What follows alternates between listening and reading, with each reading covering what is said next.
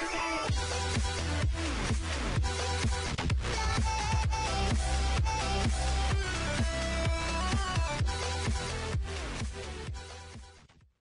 bonjour à tous et à toutes, on se retrouve pour cette nouvelle vidéo. Donc aujourd'hui, petite vidéo donc du Ben, donc des captures Ben avec une composition d'idole assez atypique, car c'est une composition d'idole à 400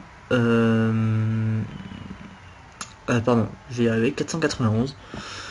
Donc une composition à 491, sauf que bon, bien sûr, avec une composition aussi puissante, il faut pas s'étonner que les combats soient compliqués. Donc on a un niveau de groupe très très élevé. Le niveau de groupe est tout simplement de, si je dis pas de conneries, de 1500 à peu près, sachant que voilà, on le fait à 8 avec donc 4 niveaux de 100 et un niveau 199, un niveau 198, un niveau 196, un niveau 192, bon voilà, enfin bref, voilà, vous m'avez compris, avec dont 3 Sasa, donc non, ouais, 2 Sasa et donc Lenu qui est donc full sagesse, mais bien sûr, donc il fait pas du Rox, mais il fait du retrait PM, donc voilà, je compte pas vraiment comme un Sasa, parce que les deux autres sont vraiment des Sasa qui ne servent à rien, à part mettre de la puissance et donner des PA, ils font pas grand chose. Donc c'est une composition d'idoles, donc comme vous pouvez le voir en haut, donc j'ai plus les noms, à part peut-être Utram, le Kid, Ouga, après je sais pas comment ils s'appellent les autres, mais je vais vous les expliquer donc un par un. Donc déjà on peut voir le premier idole qu'il y a, donc c'est un idole que si on finit en ligne avec un ennemi, vous lui redonnez tous ses points de vie. Donc déjà vraiment il vaut mieux pas finir en ligne quoi avec un ennemi, parce que donc si vous commencez à le taper, ça fout un peu la haine de redonner tous ses points de vie au mob. Ensuite on a un, donc je sais plus comment il s'appelle, mais donc c'est le deuxième idole, donc c'est l'idole qui va tout simplement one shot, enfin qui va nous one shot si on tue un mob au corps à corps. Donc d'où l'importance d'avoir un héliotrope avec cette composition d'idole là. Après on a le kit donc qui attire en ligne à chaque fois qu'on tape ça attire en ligne et en diagonale tous nos alliés qui sont en ligne et en diagonale du monstre qui est tapé, donc, et qui donne 20% de dommages en plus à chaque coup. Donc ça peut très rapidement monter, donc le but étant de one shot la personne ou de l'empêcher de pouvoir taper. Donc voilà. Donc là il faut en fait à chaque fois que je vais devoir taper, il va falloir que je regarde si il n'y a pas un allié en ligne, s'il n'y a pas un allié en diagonale de la personne que je vais taper. Je sais pas si dans cette vidéo on va pouvoir voir ce que ça fait quand je me trompe, mais on verra bien. Donc tout simplement parce que si un allié se fait attirer, c'est un peu la merde. Et en plus de ça, c'est que comment dire, les portails vont se fermer parce qu'enfin en se faisant attirer, le plus souvent on passe par les portails et à partir de là ça devient le bordel. Vous verrez si vous avez l'occasion de le voir. Donc hop là, le mob qui en a les portails, bon voilà, c'est pas grave. Alors après on a l'Utram, je crois qu'il s'appelle, donc c'est le quatrième idole. Donc c'est celui qui pose les cases blanches, les cases jaunes pardon, par terre.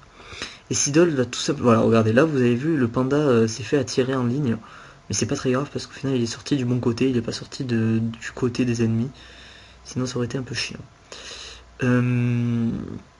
Donc oui, donc je disais l'Utram, c'est l'idole qui pose une case jaune par terre, et tout simplement ça va être un idole qui, si un ennemi commence ou finit son tour dans une case jaune, il va être invulnérable jusqu'au prochain tour, enfin jusqu'à son prochain tour. Donc bien sûr le but étant que l'ennemi commence son tour ou ne finit jamais son tour sur une case jaune, parce que tout simplement sinon ça va être vraiment casse-couille de pouvoir faire ça.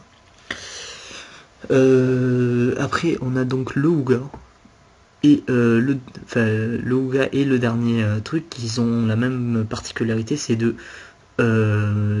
retrait 50% de la Vitamax des personnes qui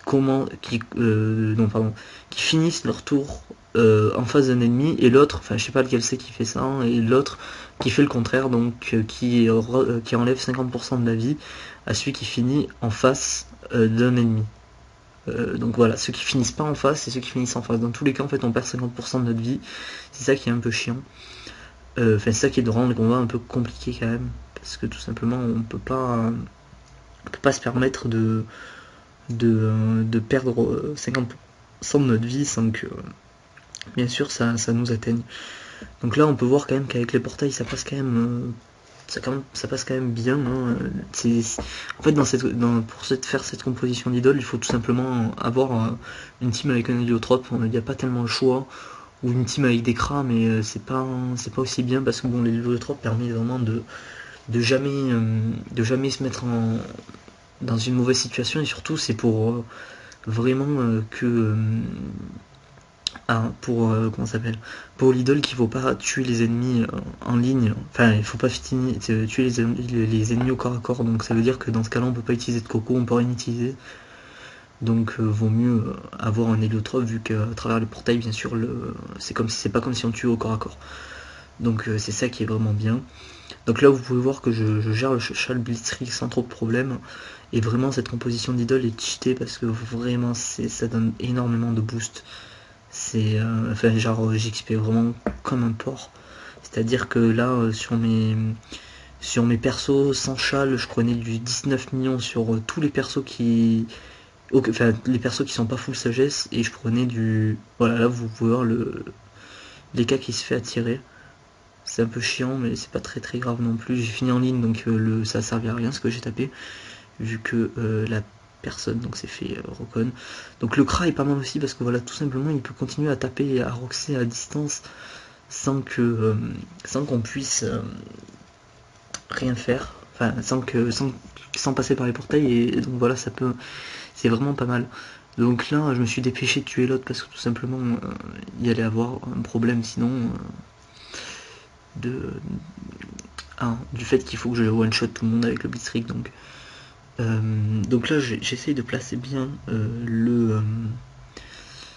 comment ça s'appelle, le Vigipirate le plus loin des cases jaunes pour pas qu'il soit emmerdé. Donc quand un allié meurt, ces cases de jaune disparaissent.